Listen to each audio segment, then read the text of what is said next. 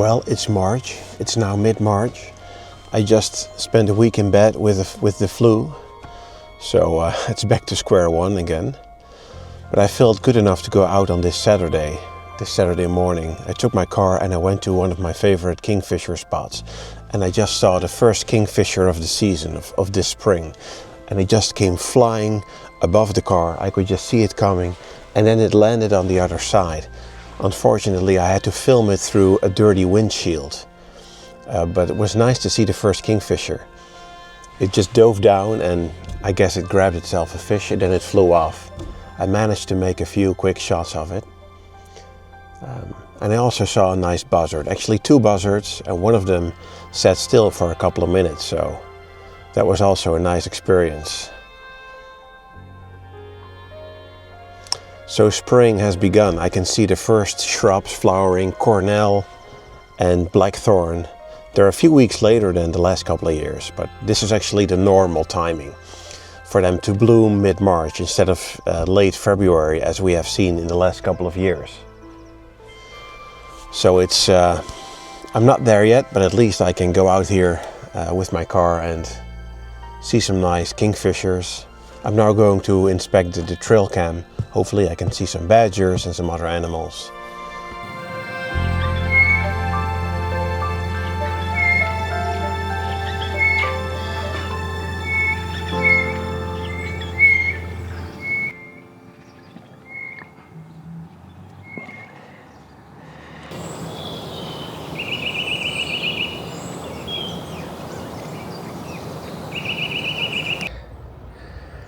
Wow, I haven't been to this set for a while. Look at how it got expanded.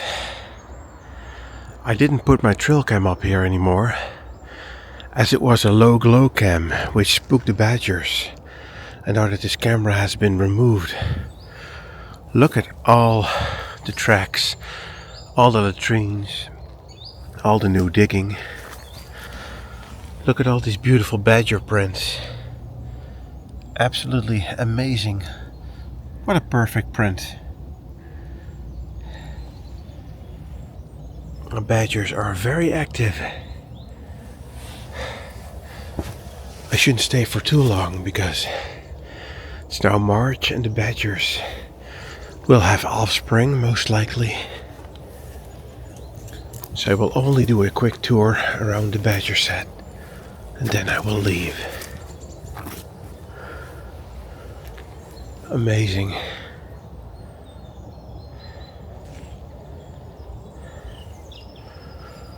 After so many times, I'm still so impressed by badgers. So this was the old part of the set.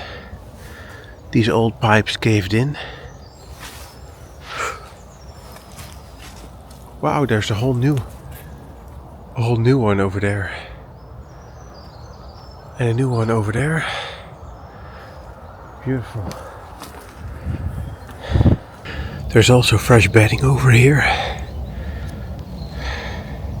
Latrines everywhere. Beautiful.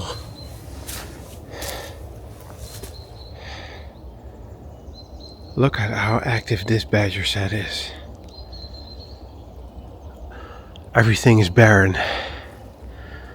So they are very active. Okay, let's leave.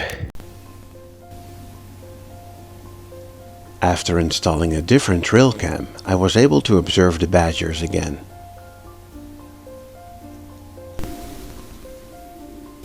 In the middle of the night, the first badger popped out and started exploring.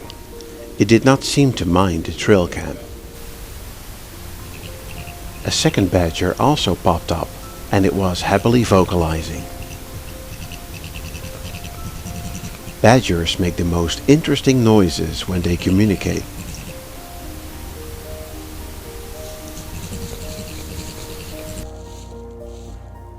The camera also captured other animals, such as this roe deer.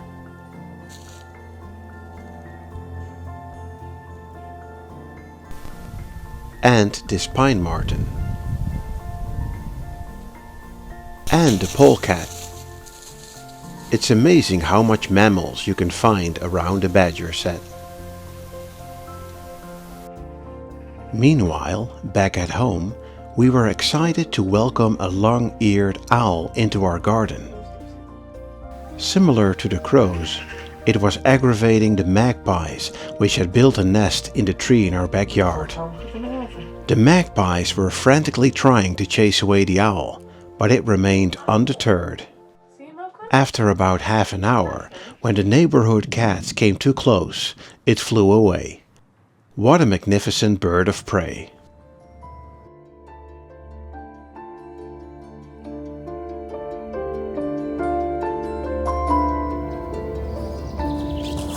A couple of days later, I spent some time at my favorite kingfisher spot.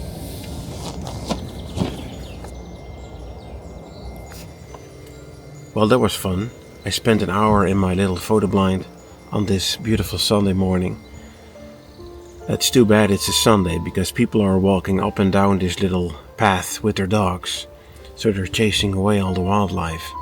Nonetheless, I did see a kingfisher briefly. And I also saw a nuthatch, and these little birds go up and down trees and they make little nests made of mud and sand. And I think it's nesting here somewhere, because this is a very nice, muddy, wet area where it can build its little nest.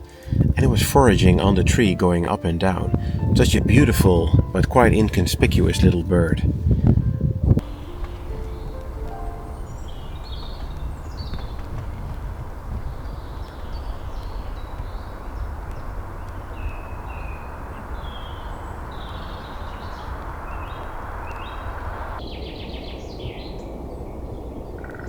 And next to the kingfisher, I also saw several half-finches, and they were washing themselves in the stream in front of me. Beautiful. So the stream gets a little wider over here, and it's very secluded, and the birds use this part of the stream as a little bird bath to wash themselves and to get a little drink, because birds are very vulnerable when they drink, so that's why they need to be very comfortable before they do so. And from this little hideout and with some camo, you can spot these birds easily. So it was fantastic to see the kingfishers, the half-finches and some other birds doing their thing. Beautiful.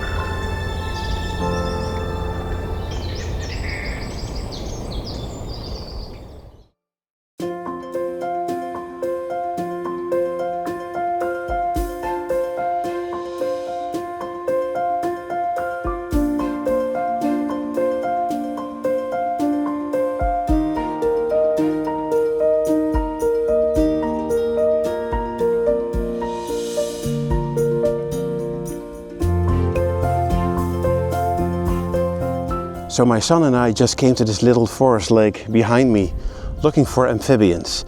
It's now late March and most of the amphibians have made the crossing from the forest to the water where they can reproduce.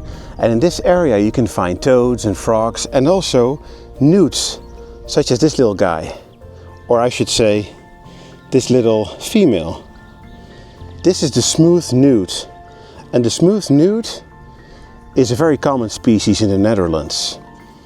And you can find a lot of those over here. And the males are beautiful. During the reproductive season, the males develop a beautiful crest on their backs, a dorsal crest, and also a crest on their tails. And this allows them to swim very effectively. It also allows the males to entice the females.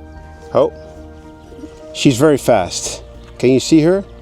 I think I'm going to need a close-up for this one. So the females, they are pretty brown, pretty sober in coloration, but the males during the reproductive season, they develop this beautiful red and blue coloration. And the males use their beautiful colorful tails to entice the females. And the males and the females will mate, after which the female will deposit her fertilized eggs onto water plants, neatly folding her eggs one by one into the leaves of water plants. And a few weeks later, tiny nude larvae will hatch.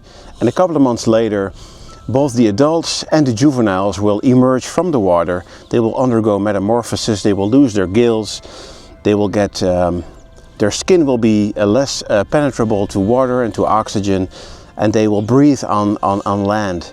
And they will go into the forests and they will become nocturnal until they go back into the water in spring, and the cycle will repeat.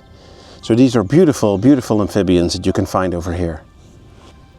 And next to newts, we also found a lot of common toads. Here you can see probably a male just below the water surface. And this male is waiting for females. It will also call out to females. And they will mate, they will form an amplexus, so the males will climb onto the females, and the females will eject their eggs, and the males will deposit their sperm over them. And then these egg strings are produced by the females. And they can produce hundreds to thousands of eggs. And a couple of weeks later, all these tiny tadpoles emerge, and they will form new toads. And this is a very common amphibian in these waters. The common toad, beautiful.